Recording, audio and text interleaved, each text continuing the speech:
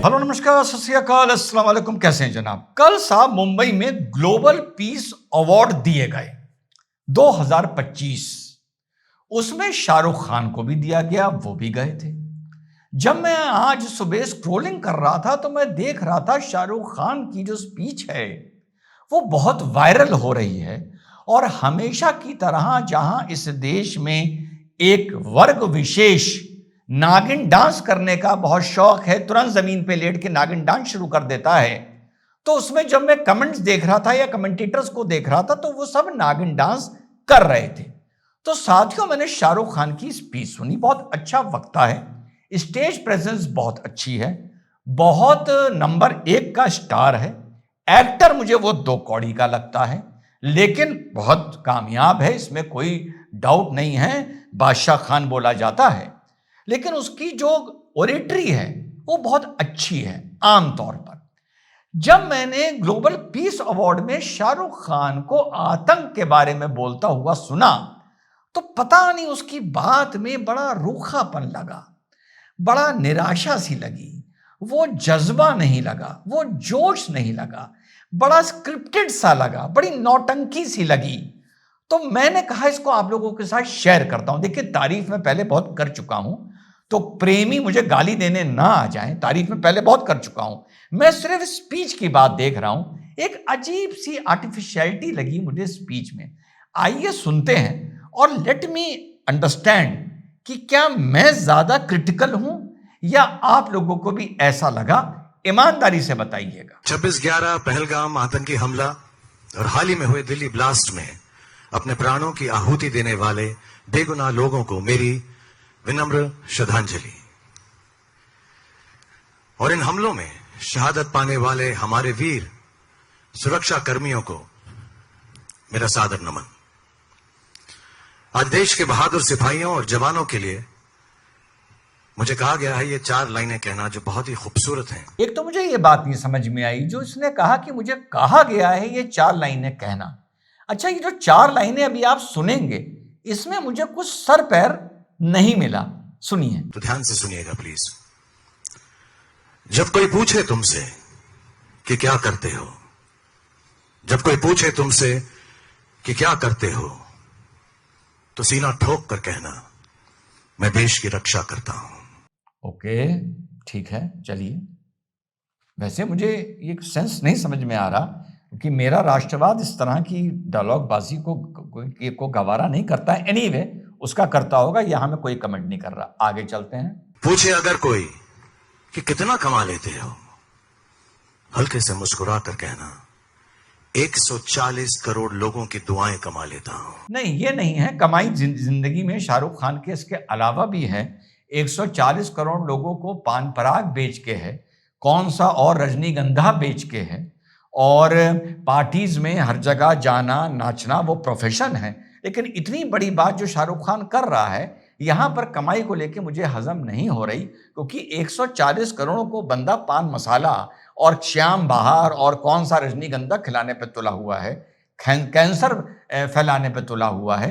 तो ये बात मुझे बिल्कुल भी हजम नहीं हुई और एक अजीब सा रूखापन है। आगे सुनिए अब ये क्या बोलते हैं। और अगर मुड़कर फिर भी पूछे तुमसे कि कभी डर नहीं लगता। अच्छा, ये इन्होंने एपिग्लॉटिस यूज किया एक सिनेमैटिक फिल्मी स्टाइल में। चलिए, तो आंख से आंख मिलाकर कहना जो हम पे हमला करते हैं उनको लगता है। आज ग्लोबल पीस ऑनर्स के कौन करते हैं हम पे हमला? सवाल उठता है, कौन करते हैं हम पे हमला? तुमने सब 26 सुना दिया, दिल्ली सुना दिया, फलाना सुना दिया। जो हमला करते हैं उनका कोई नाम तो होगा ना।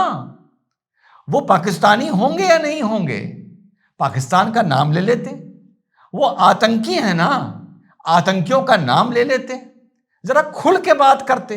तुमने सिर्फ मरने वालों को वो सहानुभूति दी, श्रद्धांजलि दी, बड़ी अच्छी बात है, लेकिन मारने वालों पर भी कोई लानत भेज देते, बनती थी ना। आगे चलिए। इस मौके पर मैं पूरे देश की तरफ से शहीदों के परिवारों को भी सलाम करता हूं।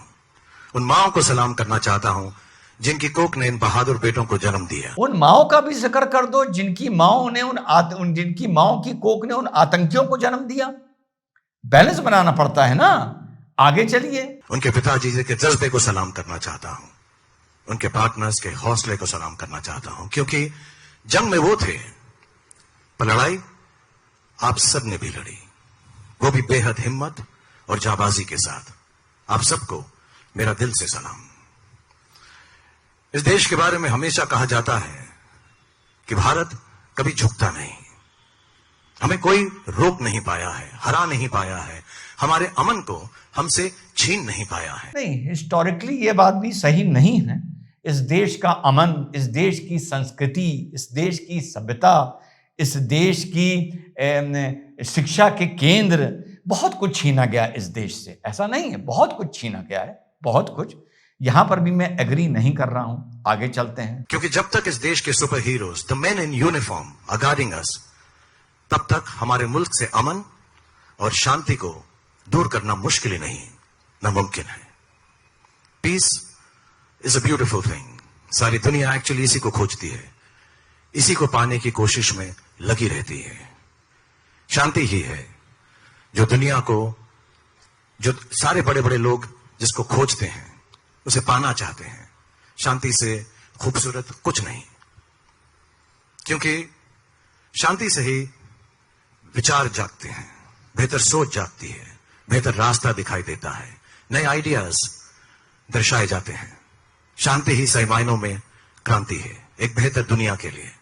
तो चलिए हम सब मिलकर शांति की ओर कदम बढ़ाएं, अपने आसपास जात पात भेदभाव तेरा मेरा भूलकर इंसानियत के रास्ते पर चलें। नहीं, जब साहब ने, शाहरुख साहब, जब आप इतना लंबा आतंक पर लेक्चर दे रहे हैं और जब सबको शांति की राह दिखा रहे हैं, तो आप भेदभाव और जात पात पर आ गए। भाई, जात पात और भेदभाव बाद में देख लेंगे, जातीय हिंसा भी होती है, मैंने माना। भेदभाव नहीं होना चाहिए, ये भी मैंने माना।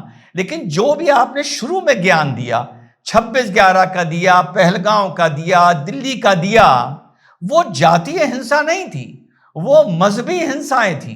तो आप अपने शांति के प्रवचन में, इस बड़े ही बनावटी लिखे हुए मोनोलॉग में, बड़े सूखे मोनोलॉग में, बिल्कुल बिना जज्बे के मोनोलॉग में, आप अगर उस आतंक का थोड़ा खुल के जिक्र कर देते, अगर आपने जात पात बोला तो उन घटनाओं को मजहब से जोड़कर भी अगर आप समझाते, अगर आप आतंक बना इस देश में एक्सपोर्ट करने वाले मुल्क पाकिस्तान का नाम लेकर बताते, तो ज्यादा अच्छा लगता।